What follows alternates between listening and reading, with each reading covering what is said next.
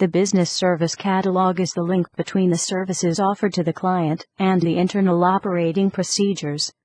Therefore, the way an organization defines the service offering to the customer does not influence the way that organization performs the internal operations. This way each customer may feel that the organization offers service that suits their needs. The primary objective of the business model is to arrange the internal operating procedures in such a way that the client receives a service that could be unique to that client. Doing it in this way, it does not matter how many different business models are implemented, the operating procedures always remain the same for the team that has to deliver that service. The way this is done can be described using the following diagram.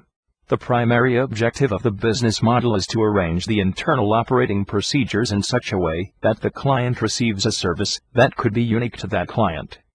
Doing it in this way, it does not matter how many different business models are implemented, the operating procedures always remain the same for the team that has to deliver that service.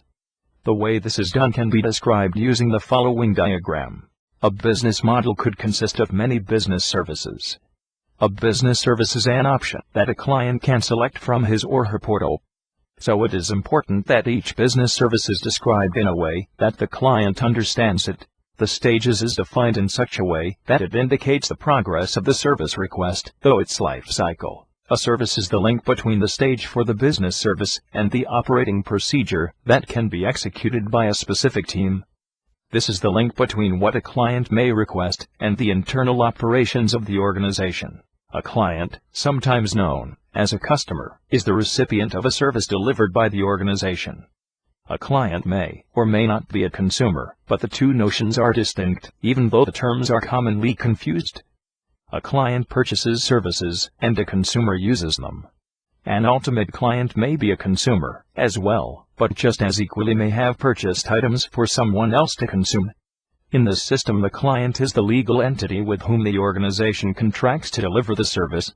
As an example, a legal entity named BE is registered as the client. The client engagement represents the service level agreement that is a part of a service contract, where the business services are formally defined. A client may have a number of different engagements. For example, a client may have an agreement with the organization to provide relocation and assignment services for the next 2 years. The services that must be delivered to the client are grouped into a number of areas. In the system, it is referred to as functional areas. A functional area may represent a directorate, department, phase of a project, business process, etc. For example, the client engagement are divided into 2 functional areas. They are relocation services and assignment services. Each one of the functional areas is assigned a business model. By assigning a business model for each functional area, the system can prepare the business service catalog for each client. Once the business service catalog has been generated, the client representatives will see the business services appear in their portal. In conclusion, the business service catalog allows the organization to deliver a service to the customer in a unique way, without changing the internal operation of the organization.